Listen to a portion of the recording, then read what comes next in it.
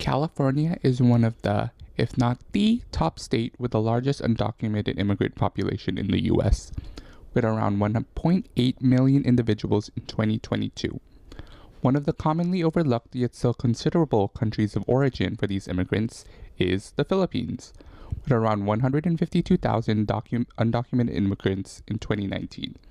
Today, I will be interviewing two Filipino academic counselors from the Undocumented Students program at UC Berkeley. They will be sharing their experiences growing up and going to college as undocumented Filipino Americans, and also the work they do in serving these communities as counselors.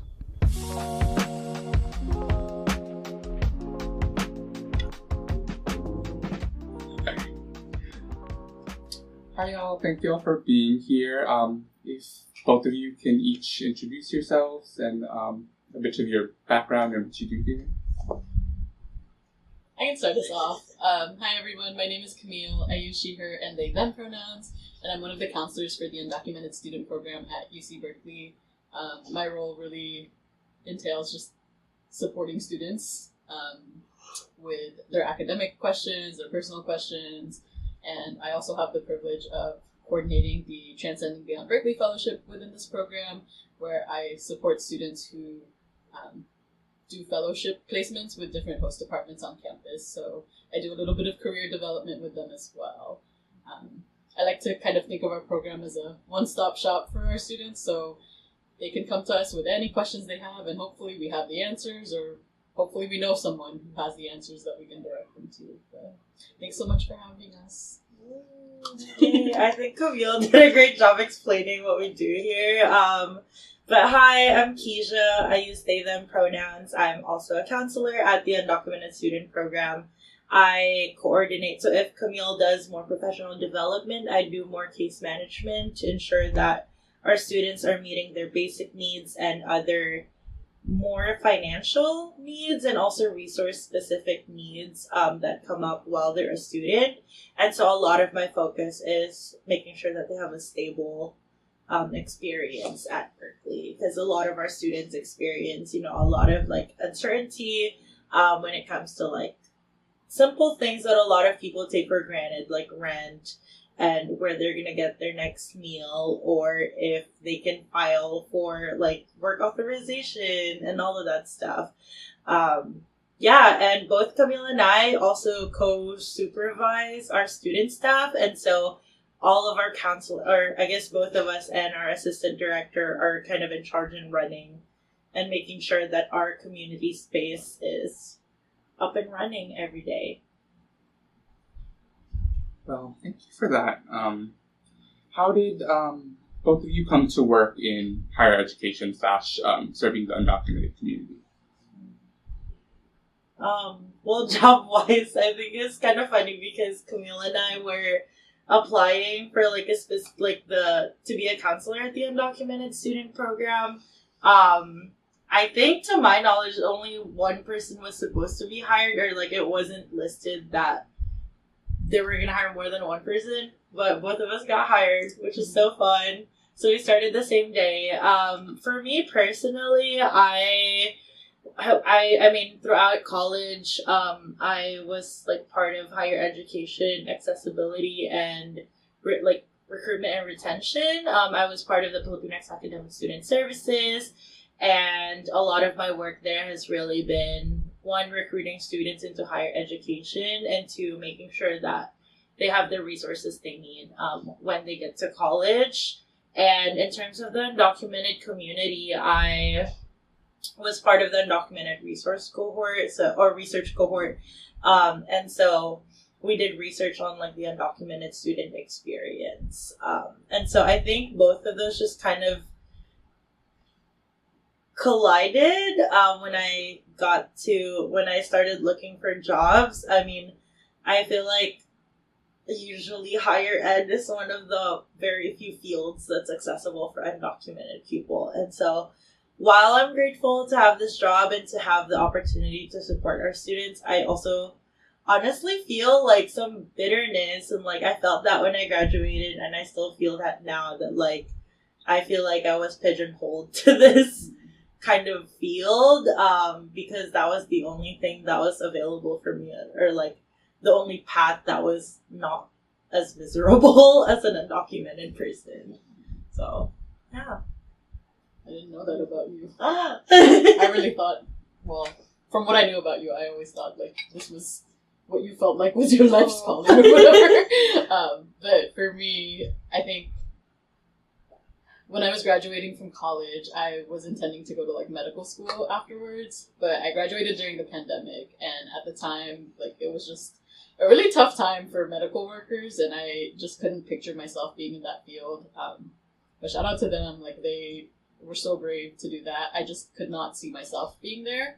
And so I had to pivot, and I kind of spent like a few months after graduation figuring out like what I was going to do. And, you know, we were all quarantining at the time. So I was just looking for anything that was still open after like May because I kind of graduated a semester after my intended graduation date because I just needed to buy some time. But I did a fellowship where I was working with K through 12 students, and most of them were high school seniors who were thinking about applying to college or just interested in like what different post-secondary pathways there were. So I was doing a lot of like college application support and just helping students kind of navigate what life after high school could look like.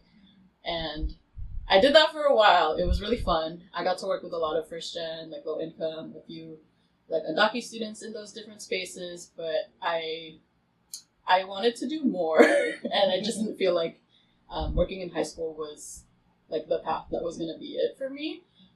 So I branched out to different areas. I tried teaching in like elementary school settings. I also tried, and I also did not like teaching. So, but shout out to teachers because they are amazing. I just could not do it for myself, and so that's what kind of pushed me into counseling specifically. And I think, like, the reason I went into USP specifically is because I was part of this program when I was in undergrad, and back when I was a student, like there wasn't as much opportunity to be involved with the program, so it was kind of like you would come to USP if you had like a question, but other than that, there wasn't really any opportunity to like intern with the program or like do a fellowship with them because those didn't exist when I was still a student, and I kind of wanted to be part of that, and I feel like this is kind of my way of paying it forward because I know what it was like when we didn't have a lot for our program, and now that we have a lot more resources available for our students, I want to be part of, helping. I want to continue helping this program grow and like serve our students at the best capacity that we can. I think I will always feel called to like do work that involves identities that I can identify with, and I am also like undocumented, so that's why it was really important for me to be in this space, because I have been in spaces where I worked with more privileged students, and that just like was not a great experience. Unfortunately, it wasn't fulfilling. It just kind of those jobs just kind of felt like, oh, you're showing up for a paycheck. But here, I feel like I am showing up for a paycheck, but I'm also doing some good work, and that's something that I don't take for granted or take lightly. So yeah, that's what brought me here and into higher education. I think I will be in higher education for a while. But who knows? Maybe a different career awaits me at the end of this path. Yeah, I really like that wording, paying it forward. Is that what you said? Mm-hmm. I guess let's expand a bit on both of your backgrounds. Both of you have mentioned, being undocumented, I guess, and being undergrads at Berkeley.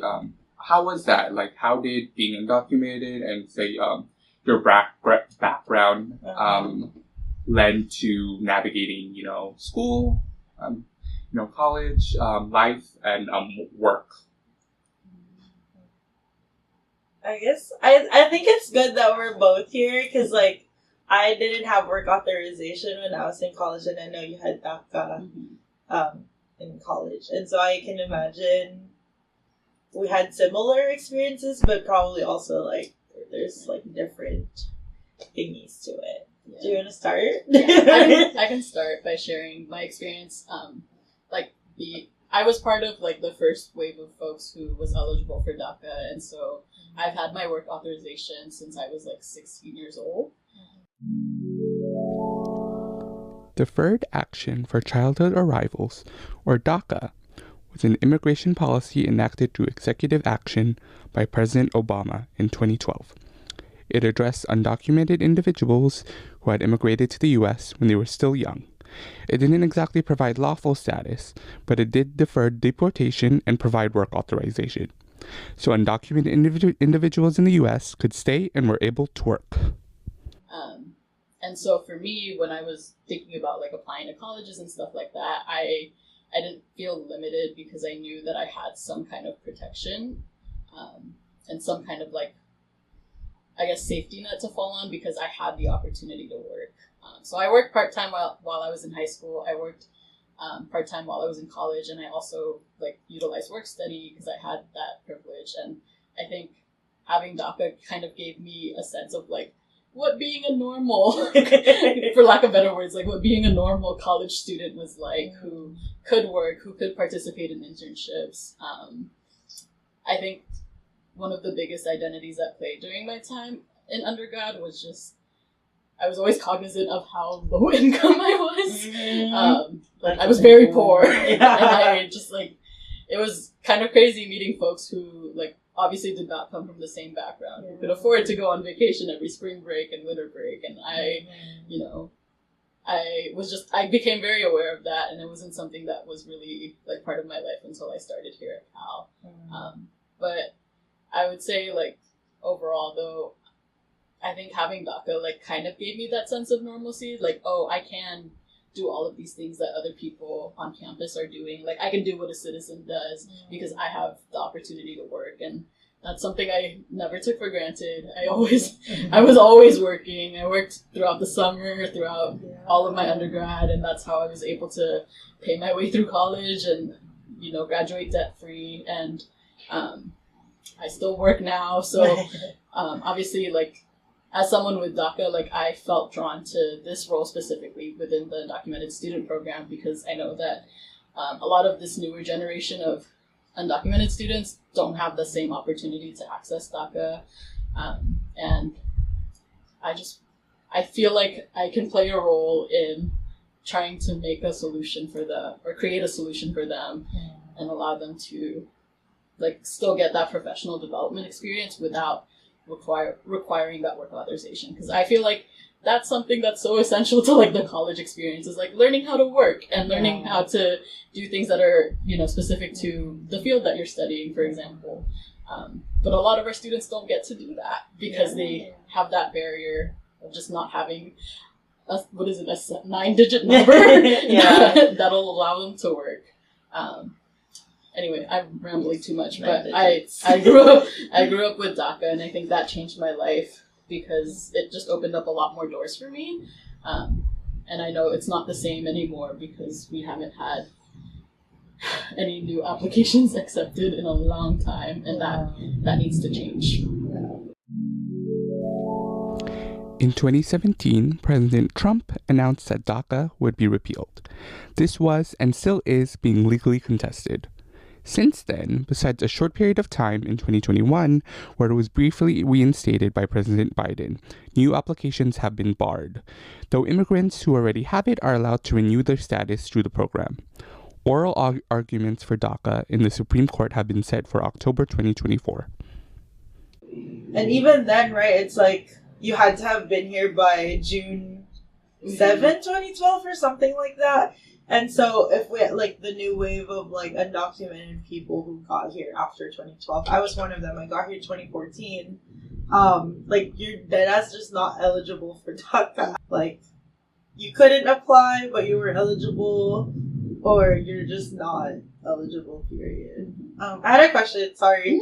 Because you said that a lot of times you felt like your low income-ness was more like amplified. Were there instances where your status was like louder? That's a good question. I think maybe an example that comes to mind is like I really wanted to study abroad while I was an undergrad, and I wasn't super knowledgeable about like advanced parole, which, if you're not familiar, is like an opportunity for DACA recipients to be able to like leave the country for different reasons, including like education, personal, family reasons. And I didn't take advantage of that during my time in undergrad and try to like study abroad because I was also concerned about how much study abroad costs. So it kind of felt like both of those parts of my identity of being like low income and undocumented, like were preventing me from being able to access an opportunity like study abroad, for example. But in terms of like my social relationships, like for example, you know, my friends would be like, "Oh, let's go travel to like, I don't know, Florida for spring break or something like that." I'm like, I can't. Like, the ticket to Florida is how much? Yeah. That's a little much for someone who like does not have that kind of money. For a college student, like a $400 ticket is crazy. Yeah. Yeah. So, yeah. I see. Yeah. For me, I think for me it was like both like income and also my status were like very heightened, but I think it's mostly because one, like I just couldn't apply to jobs, and I think it was hard navigating campus because a lot of times I feel like people didn't even really know what undocumented was, and so it was a lot of constant like advocating for myself and explaining what undocumented means and reading eligibility guidelines and basically just like learning all these like bureaucratic things that like a student generally wouldn't know or wouldn't have to know. And I feel like my first year, even like my first 2 years, I was very adamant about like, I hate the word girl boss, but like I'm gonna girl boss my way through college and like I'm gonna get all these opportunities and make the best of this situation even if I don't have papers. But I feel like semester after semester of just like the roadblocks of one, like not even being eligible for things, or two, I would get opportunities, but then because of like financial aid limitations or just like limitations of what programs can or can't do in terms of like financial compensation and all of that stuff, like I just couldn't. And I feel like I got pushed. I feel like because of that, I started getting more and more scared. And so I started putting myself out there less and less. And I started like focusing more on like those identity based, like programs or communities. So like I met like really good, I have a community of like undocumented students back then. I was also very much part of the Filipino community, and I feel like I kind of just stayed there because it felt like a safe space or like a comfortable space where I didn't really have to explain myself that much, or like I didn't feel like I had to fight to fit in or whatever. So yeah, I mean, honestly, like I feel like it also impacted my academics because there's a lot of times where I'm like, why am I doing this? Like I'm not even gonna get a job when I graduate. Yeah, so that was kind of hard just because like now that I have papers, I'm like, oh wow, I totally could have done so great in college, but like looking back, there's really like I understand why I struggled with like school, with my mental health and all of that stuff. I got my papers like literally my senior year, and when I picked up my green card, I was just like, oh shit, like is this it? Like, do I just start working now? Like, yeah. Like, literally yesterday, I just thought I wasn't gonna get a job, and now, like, I can work. That's crazy. Yeah, and so, I don't know, I think, like, I learned to not take big risks, in college because of my status, and if I could go back to what you mentioned earlier, Keisha, about being Filipino and undocumented in college, I think when people think about undocumented immigrants, people don't usually think about Filipino Americans, even though that intersection represents a considerable population within our communities. How do you both reconcile those two parts of your identities, being Filipino on one hand and being undocumented on the other?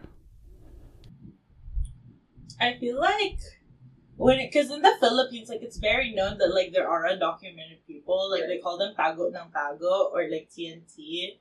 But I feel like they're often associated with older people. or like older immigrants who, you know, like got a tourist visa and then just overstayed here. And I don't know, I feel like I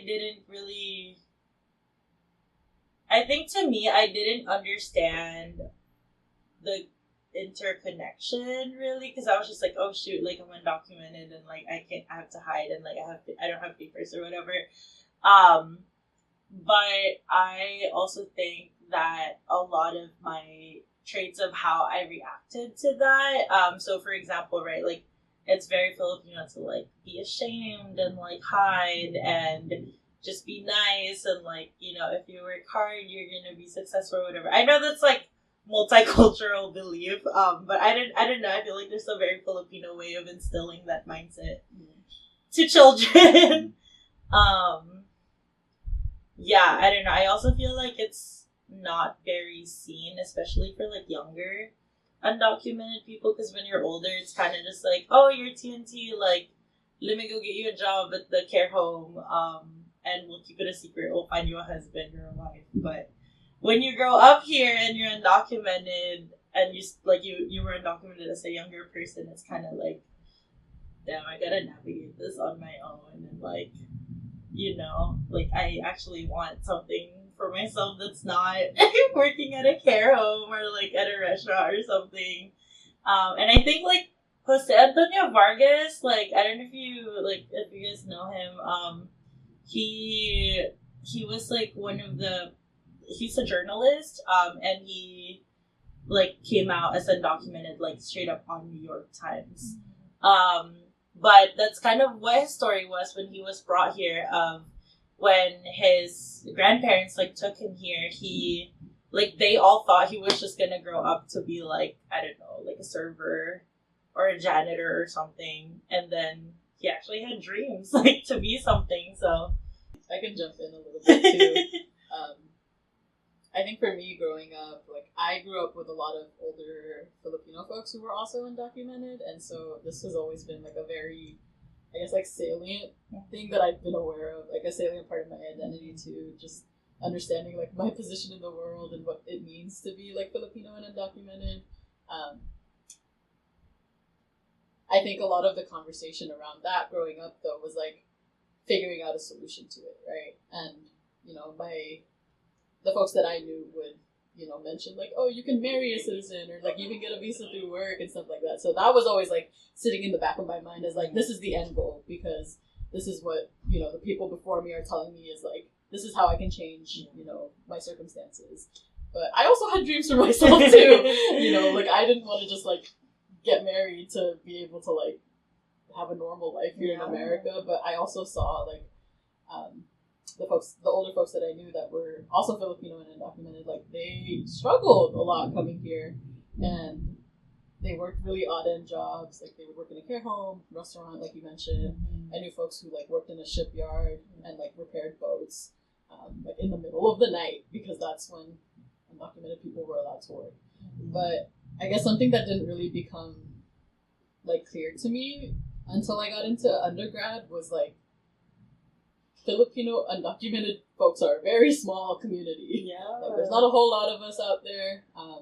And like I continue to see it to this day. Like I met with a student this year who told me like, I didn't know there were other like undocumented Filipinos, and I was like, yeah, like I'm here, you're here, you know, like, and I think it's just really important for us to be able to connect with each other, because sometimes, you know, I think culturally a lot of Filipinos very much like, if shit is good for you, like they will brag about how shit is good for you, right? Like, you know, you have a well-paying job as a nurse or whatever, but it's like, our people bought a new car. Yeah, there's like a lot of our people can't access things like that, you know, or like don't have the financial means to access things like that because they can't work legally or whatever. So, I also don't know where I'm going with this, but I think that I'll kind of wrap it up with just saying like,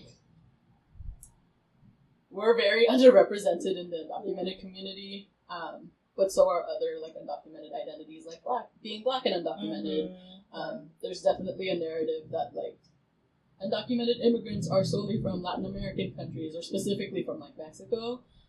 But we are so much more than that. We come from all different places. There's undocumented immigrants from Canada, you know? And so it's not just limited to folks who are coming from the south end of the border, but from all different places in the world. And I think for me specifically, like being able to name that I am Filipino and undocumented has allowed like other, you know, students and specifically students that I work with to feel brave enough to come and name that and name that they need the type of support that they need from us. And I think that's just so important to see other folks who might look like you in these spaces. Even though representation is just a small part of the challenge here, it's still important that we, you know, show up as we are, because other younger generations of undocumented folks will see that there are people who look like them that are also in the same boat. Yeah. No, I feel you on that. Like, I feel like I didn't even really know people in the PIL community. Like, for context, like me, AJ, and Camille, like, I don't know if I'm supposed to say them. Like, we all went to Berkeley, and like, we were all part of the same Filipino community, and I literally would not even know if anyone was undocumented unless I was outspoken of like, hey, I'm undocumented. If someone is undocumented or know someone who is, like, please talk to me, like, let's be friends or whatever. And so, yeah, it's very hidden. And like, you can't really, I don't know, I feel like we get siloed into different identities of like, oh, I'm low income, I'm first gen, I'm this, I'm pre-med, I'm pre-health or whatever.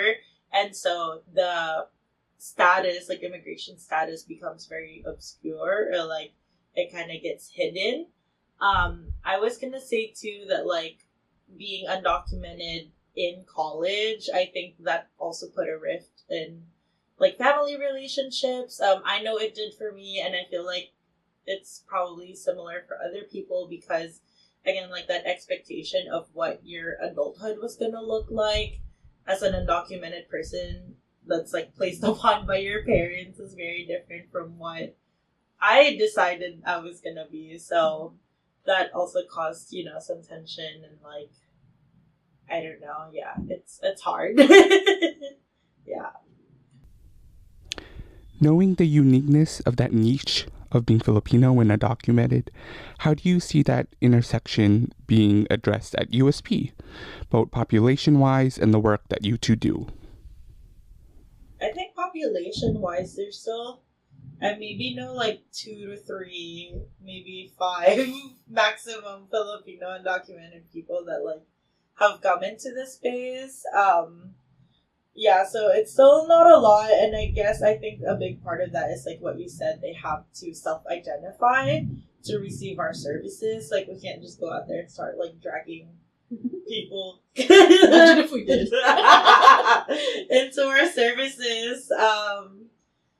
Yeah, so I would say it's like for now, like I think, yeah, definitely like in one hand you can count them, but I think like coming from I guess like just the not usually thought of background when it comes to undocumented people, coming into this work has really like, because, you know, like Filipinos are underrepresented in the undocumented community, I feel like I've made so much effort in making sure that if you are, you know, like basically not Latino, like I'm gonna go hard on reaching out to you and like making sure that you feel comfortable here, and that you know, like it's little things like pronouncing someone's name right, and like making sure that we talk about like the values that are important to them, and it's usually family, right? Or like undoing like shame. Like shame is very big in Asian families or like Asian cultures, and so when I meet with students, that's also something, or non-Latino students, I feel like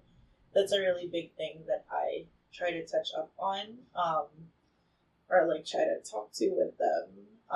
Yeah, because sometimes I feel like I've met some like Asian, I'm just gonna say Asian like students who like it's their first time here, and they're like, I didn't even want to come here because I didn't want to ask for help. I didn't know if I could. I felt like I was gonna get in trouble if I did, and so like kind of guiding them through like unlearning those things has been like really important for me. Yeah.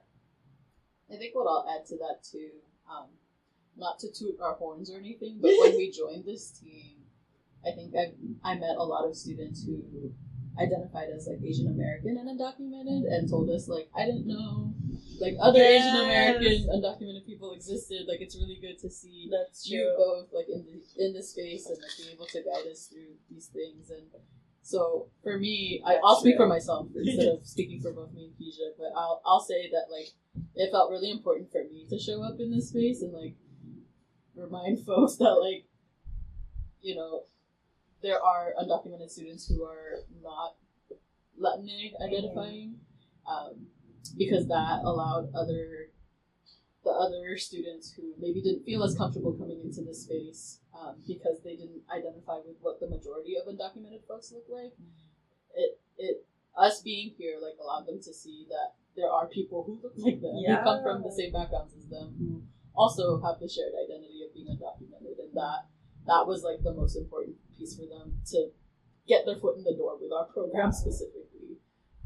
Now that I think about it, I feel like now I'm like, wait, I feel like after the semester, our first semester, like, I see more Asian people in this space.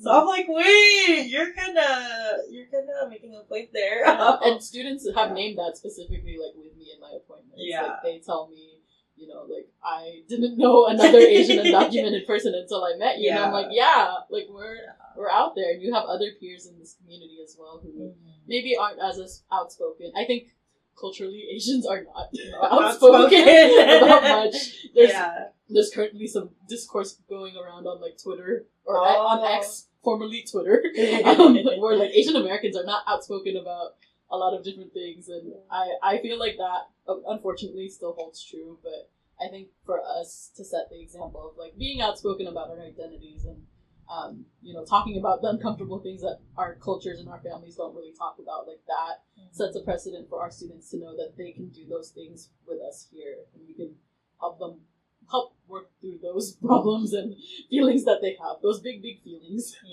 And I would say too, I feel like when we talk about representation, like, we also have to bring up that, like, it's not like we were, like, fully welcomed, too, when we joined this space. Like, there were some, you know, like, weird looks or, like, a little bit of resistance because it's not often that they see, like, a non-Latina, like, person who works in the space, especially as, like, a professional staff.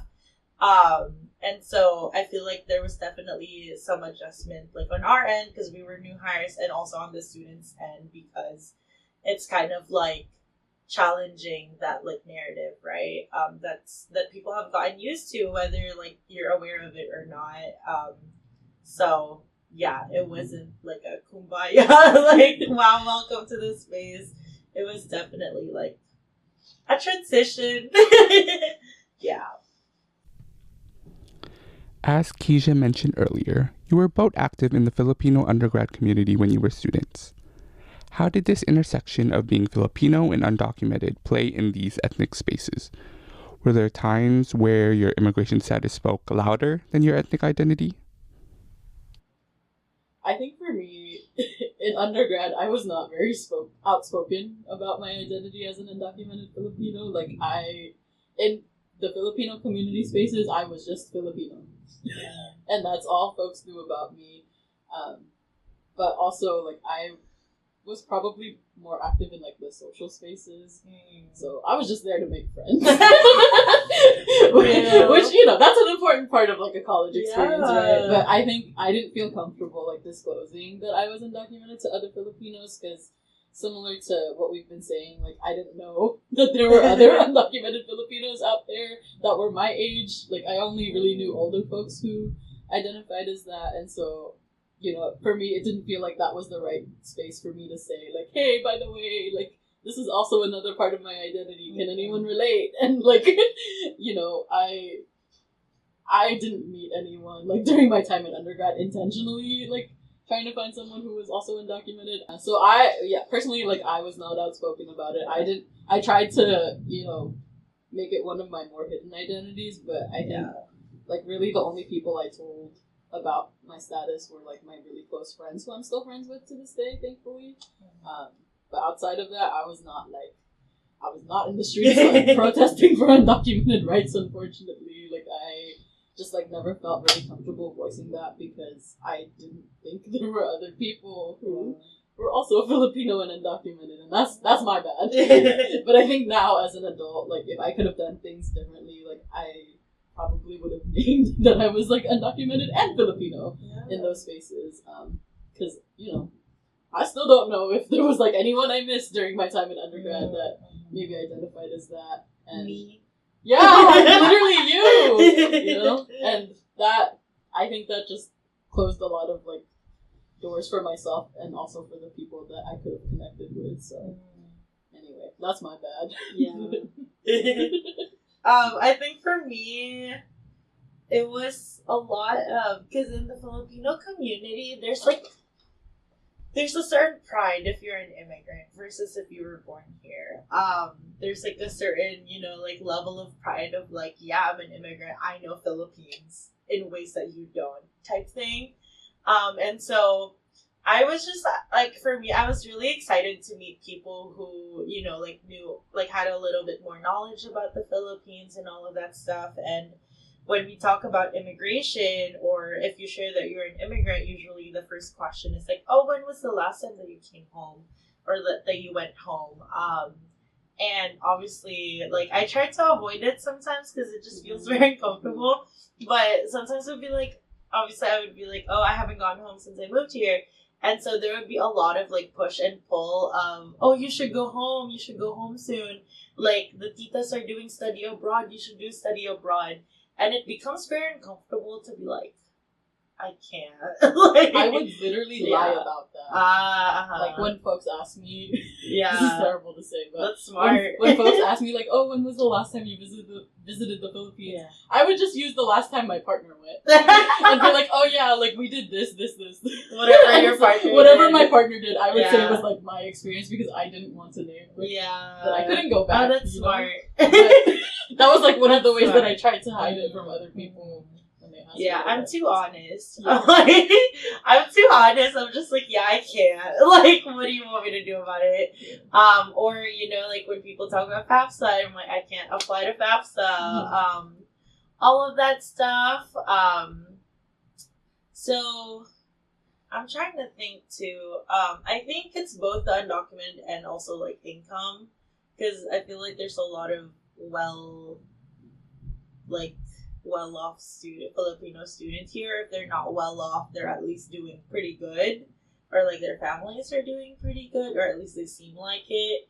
And so there are a lot of things of like, study abroad, or when they do like the medical mission in the Philippines or whatever, which is like a whole issue on its own. But like people are able to take advantage of those opportunities, and I just can't. It really sucks.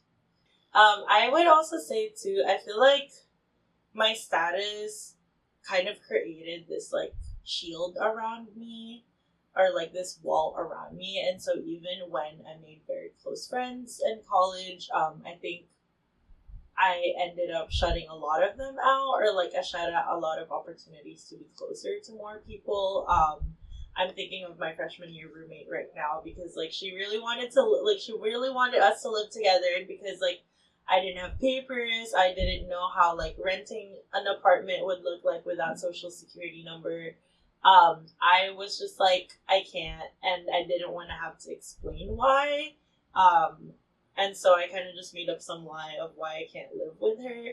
But it was like, oh, okay, like, so from now on, like, I'm not going to make that too close of friends that, like, they're going to want to do things and I can't participate.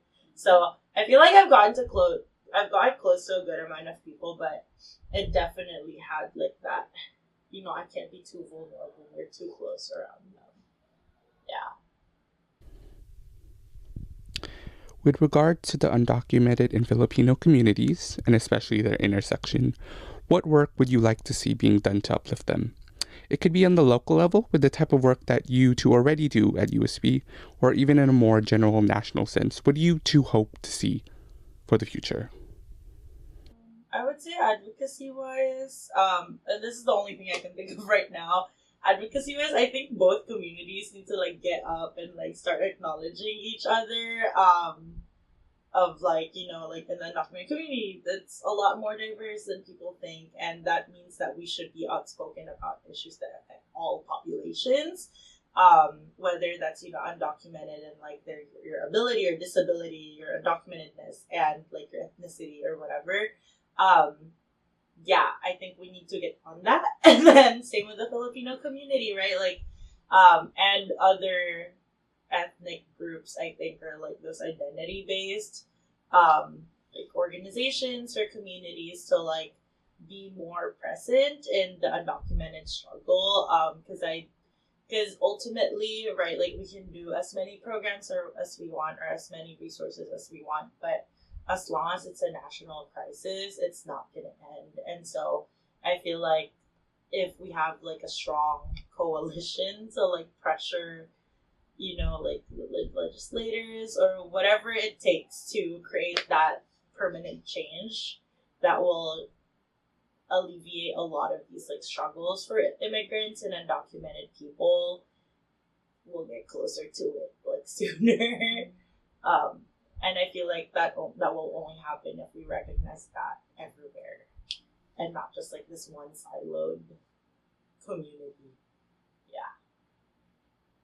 Good answer. Thank you. I think for me, what came up kind of more local to like what we're doing here at USP, something our students have continued to ask for, and something that we hope to maybe address soon is like providing them with professional development opportunities that allow them to also get paid. I recently attended our undocumented research cohort's presentation, and like one of the recommendations that our community is hoping to see is like a dedicated space or program that is specifically for preparing our students for life post-grad, because the current challenge that a lot of our students are facing are just like once they graduate, they don't really know what to do, right? There's not a lot of doors that are open for them in terms of like work. And a lot of our students feel that they're being pushed to like grad school as a way to like buy time.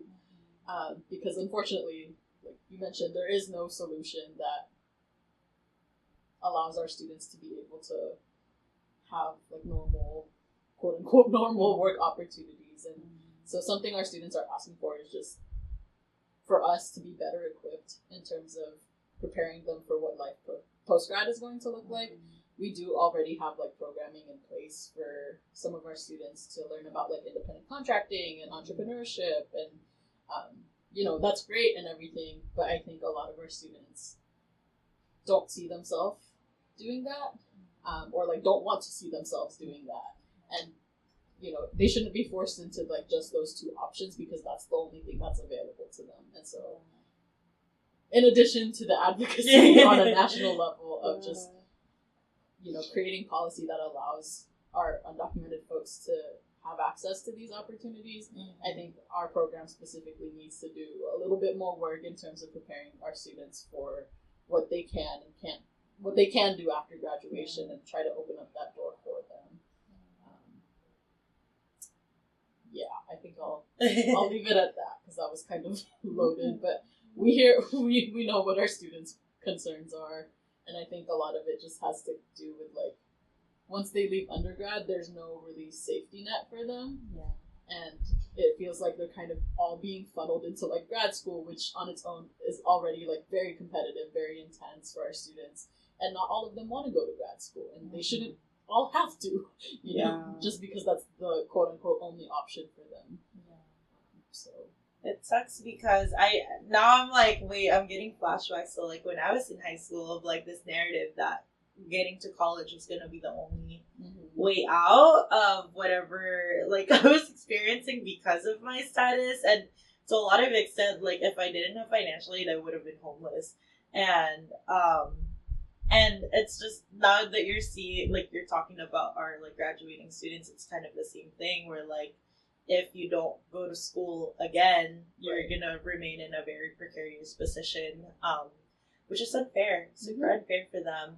And I also, as you were like talking about, you know, like our students just like a lot of them just want opportunity to grow and like learn and put something on their resume and also experiment on things that they like or don't like.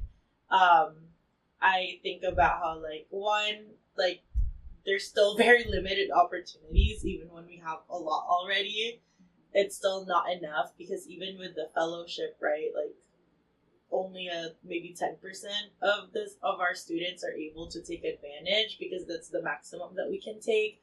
And there's also a good amount of population of students who don't feel like they deserve those opportunities. And so, yeah, I don't know. I always have this dream of teaching a class about, I think just like, I don't even know if I want to say this here, but I think in the undocumented community too. I mean, okay, I think it's like both, there's two sides of the same coin. That because entrepreneurship is one of the only pathways remaining for our students who don't have work authorization, we kind of get forced into this narrative of like you have to hustle and you have to work hard and you have to girl boss your way into employment and stability and stuff. And I feel like that's just not a fair like narrative to push on our students, because one, like, capitalism sucks, and two, like, we shouldn't want our students to like desire to have those like exploitative mindsets. Yeah, and so in my dream class, I would want to talk to students about that, or I guess like co-learn with them on like how do you navigate life as an undocumented person without forcing yourself into these harmful narratives, about like how your mindset should be, just so you can survive. I want to say thank you again for the both of you sharing your experiences today. Do you have any last words to share with our audience? Any shout outs, words of advice, nuggets of knowledge to end with? I think one of the learnings that if I were to pass it on to someone else or to other people, there'd be two things. One is don't let fear stop you from, like being yourself, or like don't let fear stop you from claiming your humanity. Because when you succumb to fear and you let that control your life, there's a lot of things that you miss out on.